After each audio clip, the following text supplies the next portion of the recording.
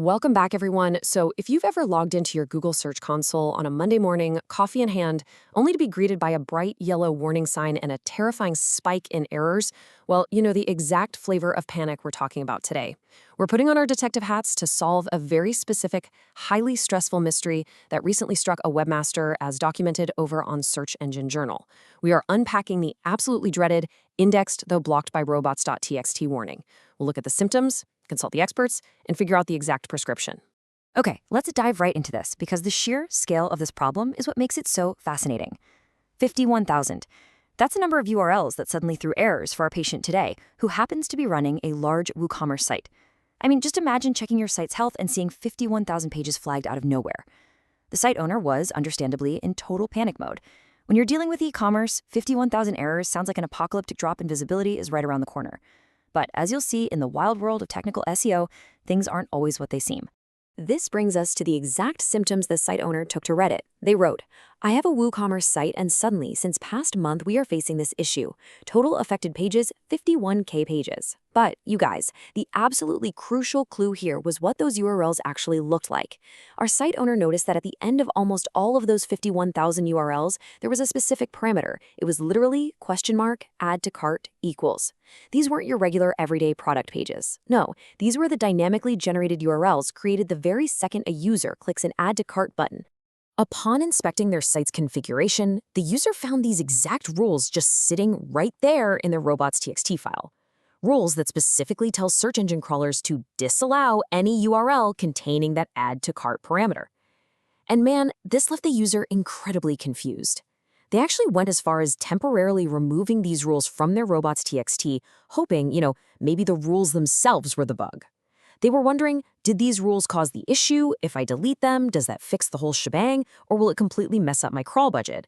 It's a classic SEO dilemma. When you see a giant warning, your very first instinct is to just rip out the code you think is causing it. Section 1. The doctor's assessment. Let's see what Google's John Mueller has to say about all this.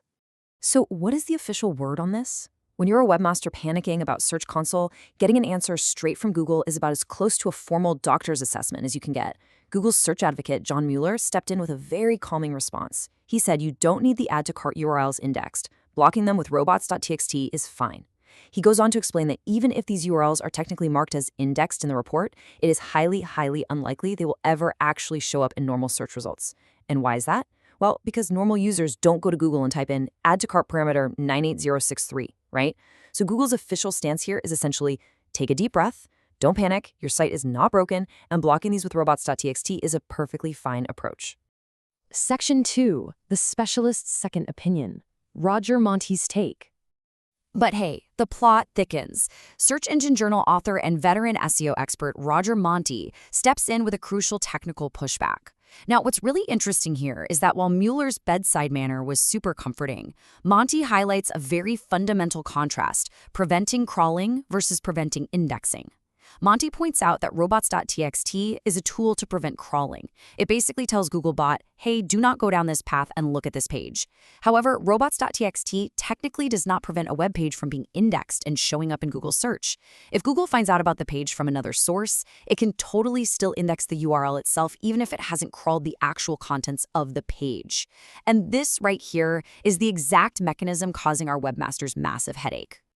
So how in the world did 51,000 completely uncrawlable pages end up in the index? Let's break this down step by step. First off, Googlebot totally respects the Robots.txt file, so it's not crawling those Add to Cart URLs directly. However, and this is the absolute kicker, Googlebot is crawling the rest of the WooCommerce site. And as it does that, it's discovering internal links scattered all over the place that point directly to those Add to Cart URLs. Because Google found those links, it essentially says, aha, a URL exists right here, and it adds that URL to its index based purely on those internal links, slapping on that terrifying label, indexed though blocked by Robots.txt. Moving on to Section 3, the red herring solution, false fixes. Okay, so now we know the why, but how do we actually treat it? Whenever a complex technical SEO problem pops up, the community is so quick to offer solutions that are often red herrings, false fixes that sound amazing in theory, but completely fall apart in practice. For instance, a community member on Reddit suggested what honestly seems like the most logical fix in the world. Just slap a no-index tag on those parameterized URLs. I want you to think critically about this for a second. If you don't want a page indexed, you just use a no-index tag, right? It sounds like the absolutely perfect prescription. But would it actually work for our WooCommerce patient? To answer that, we really have to look at the concept of rendered templates. You see, in a lot of e-commerce platforms, like WooCommerce, a regular product page and that exact same product page with an and add to cart equals parameter are essentially the exact same thing under the hood. They're rendered using the exact same underlying template.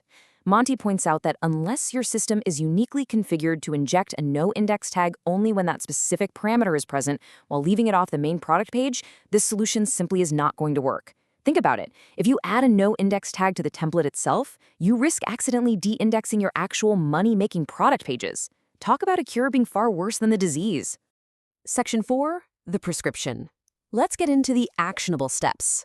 So if we can't just delete the Robots.txt rule, and we definitely can't rely on a no-index tag without risking total disaster, where does that actually leave us? Well, here's the exact 3-step methodology prescribed by Monty to find and treat the root cause. Step 1. Crawl your own website using a tool like Screaming Frog. You really need to see your site exactly the way Googlebot sees it. Step 2. Review your internal linking. You're looking specifically for where on your site those add to cart links are being generated and presented to crawlers.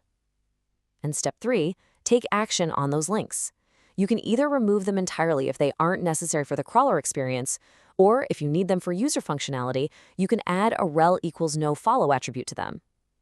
Now, nofollow isn't a strict directive, but it acts as a very strong hint to Google not to follow those specific internal links. This effectively cuts off the source of discovery that was bypassing your Robots.txt file in the first place.